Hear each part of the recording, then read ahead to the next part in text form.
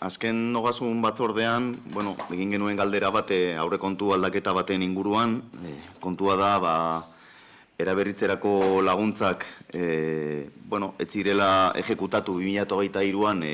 euneko 54 partida horretatik, eta beraz, zeudela 850.000 euro ejekutatu gabe, eta ogasunetik erabaki da diru kantitate hori erabiltzea lehen kapituluko aurrekontu zulo bat estaltzeko,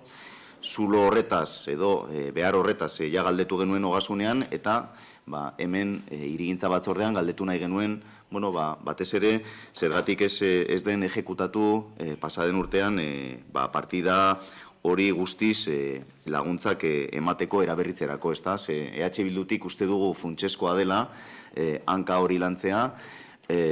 ez baldin badugu lurzoru gehiago konsumitu nahi, uste dugu densifikazioak sustatu behar direla eta baita ere eraberritzeak, eraberritzeen artean badaude bi motatakoak, esan dezakegu udalaren parke propioa eraberritzea garrantzitsua iruditzen zaigula, gero alokairuan jartzeko, horretarako akordio batera iritsi gara datorren 2024ko aurrekontuetarako, zahar berritzeko udalaren etxe bizitzak, 850.000 euro akordatu ditugu horretarako, baina horrekin batera garrantzitsua da baita ere partikularren etxe bizitzak eraberritzea, ezta? Eta, orain aurreko galderan ere egon gara hitz egiten horri buruz. Esatea, nola baita saldu du orain zinegotziak ez direla ejekutatu eskaera gutxi egon zirelako, eta, pizkate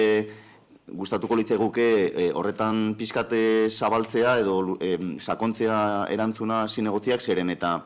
badakigu Next funtsen deialdian adibidez, Jaurlaritzak atera zuen deialdi horretan, laguntza guztiak bukatu zirela, oker ez bagaude 21 zabalguneak ere gestionatu ditu, eta jendea kanpoan gelditu dela, ezta? Eta orduan ez dugu oso ondo ulertzen nola deialdi horretan jendea kanpoan gelditu den, eta beste honetan, udalaren deialdi honetan, badirudi eskaera gutxi egon direla, ezta? Uste dugu,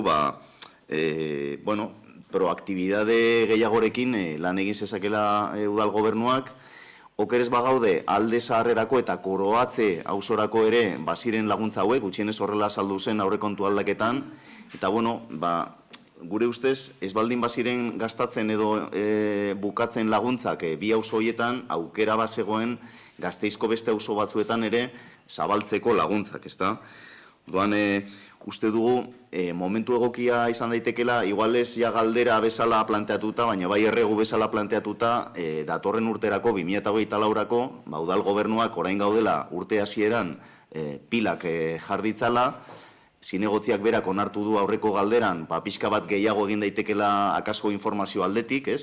kanpaina bat egin daitekela gasteiztar guztiek jakin dezatela, diru laguntza hauek existitzen direla, eta alde horretatik uste dugu momentu egokia dela